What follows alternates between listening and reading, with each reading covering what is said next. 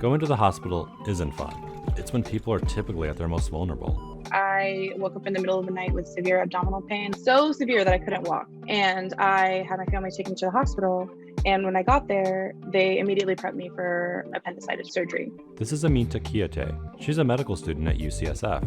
Now, a nurse did do an ultrasound, and it turned out that she didn't have appendicitis. So her condition was downgraded, but they left her in the waiting room, still in a lot of pain. I was in the most pain I'd ever experienced in my life, and I asked for an ibuprofen to manage my pain. And immediately the tone in the room changed, and was told that I could leave at any time because they were not going to give me what I was looking for. Basically, they thought she was faking it and just there to seek pain medication. Aminta eventually got the care she needed, but it wasn't until a black nurse began her shift and noticed how much pain Aminta was in. That's why I was like, nobody's ever going to feel this way again. And if I have anything to do with it, and nobody's ever going to treat another patient like this again. And so that definitely motivated me to want to be a physician.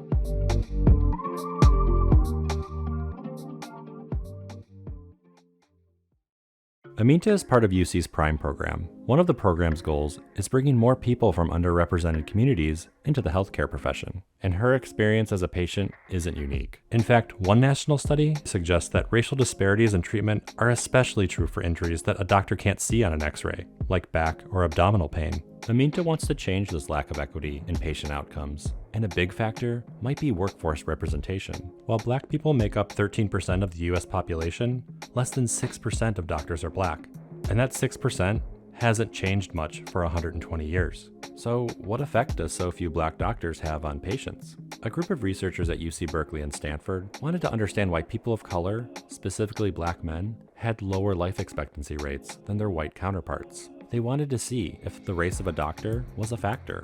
For the study, they offered 1,300 Black men free health screenings for blood pressure, cholesterol, diabetes, and other conditions, which, if caught early, could save lives. The researchers noticed that many patients only picked a few of these options. However, patients who saw a Black doctor, they were convinced to take on more screenings than they initially selected. The researchers also noticed that the doctors behaved differently too. Black doctors wrote longer notes about their patients than the other doctors. This suggests that there was more communication going on between Black patients and Black doctors. The doctors may have been asking more questions and getting more detailed information. And it may be why the patients with a Black doctor eventually chose to take more health screenings. They had more of a connection with the doctor and trusted them. I think that we're working in the business of helping people and making people feel like people when we talk to them, I think is really important.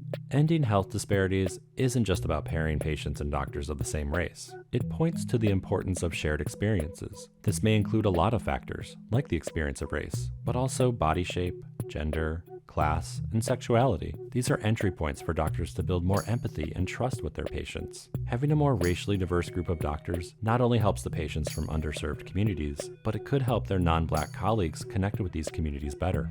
We're not just dealing with pathogens, we're dealing with people, and people have their own things when they come into this medical system, and a lot of it has to do with their experiences in society and where they live and kind of their personal histories, but also the histories of our country. What do you think could make the healthcare system more equitable? Let us know in the comments below. And if you're new to this channel, be sure to click that subscribe button for more Figure 1. You can also check out more research stories like this on our website, universityofcalifornia.edu/fig1.